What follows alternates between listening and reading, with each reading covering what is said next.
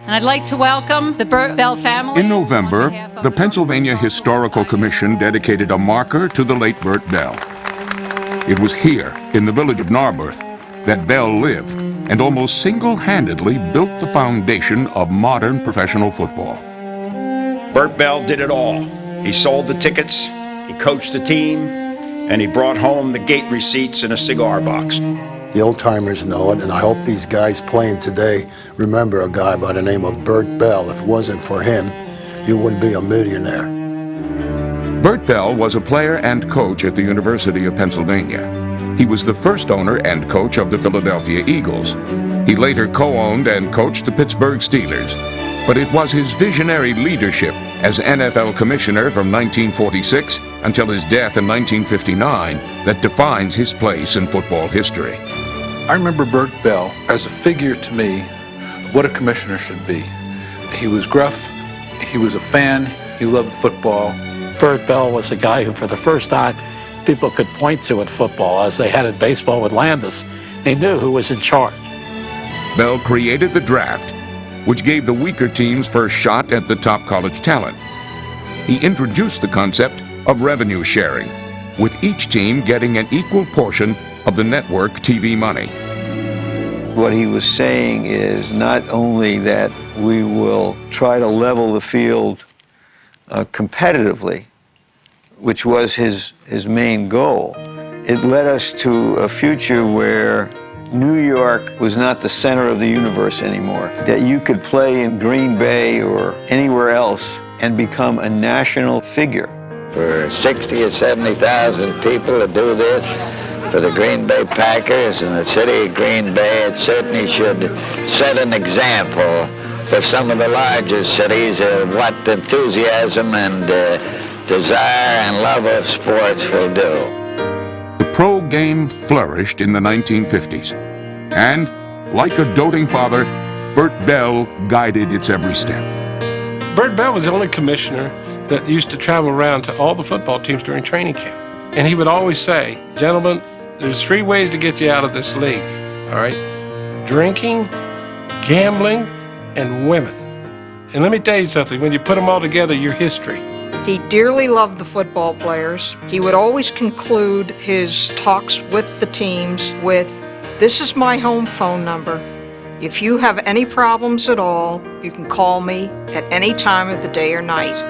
League meetings were absolutely a scream. Bert would be going through the halls, and he'd say, "Who wants chicken sandwiches? Who wants chocolate ice cream? Order what you want, boys," meaning to the press. "It's all on the Eagles. They made all the money this year." I mean, that was the way Bert ran the league. He ran it out of his heart and off the top of his head. He had an argument one time with a sports writer here in Philadelphia, and the writer wrote over, I forget what the incident was, that now there were 2 bells in Philadelphia that were cracked. And he enjoyed that. They pulled up to the Vesper Club in downtown Philadelphia after an Eagles game. And Bert Bell and them got out on another couple. And as they walked inside, a guy in the parking lot there said, "The Eagles stink." So Bert didn't say anything. He took them in, seated them, and he excused himself, went out. They heard the ruckus. They go out, and Bert Bell is rolling around fighting this guy that had said the Eagles stink. Now there's the kind of guy you want to be your commissioner. Unitas fakes to Amici, then drills a 15-yard touchdown pass to N. Gray Berry. Pro football came of age with the 1958 championship game. Millions watched, as for the first time, an NFL game went to overtime. Bert Bell's inspired marriage of network TV and sudden death secured the future of pro football. On 3rd down, 4 blocks, and Amici rockets for the touchdown. The Colts win, the greatest game ever played. Leaving the press box, I encountered Bert Bell and Art Rooney and Janie Bell head on. And I said, "Bert, it's been a tremendous day for the league, hasn't it?" And he said, in a very paradoxical way, "John, old boy, I never thought that I would live long enough to see sudden death." I think at that juncture, my dad knew that now the National Football League turned its biggest corner. In 1959, the league was thriving. Bert Bell's dream had become a reality.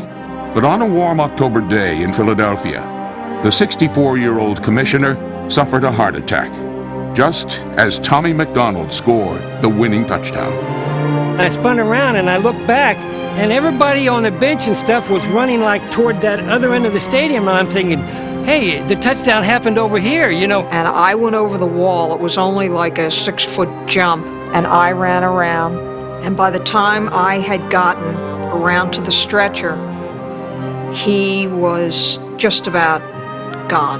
But he died right where he started. And if you were doing a movie and put that kind of ending on it, you go, oh, this is fake. But this is just how it happened. He died right where he started as a young quarterback at the University of Pennsylvania, and both teams, the Eagles and the Steelers, he owned them both.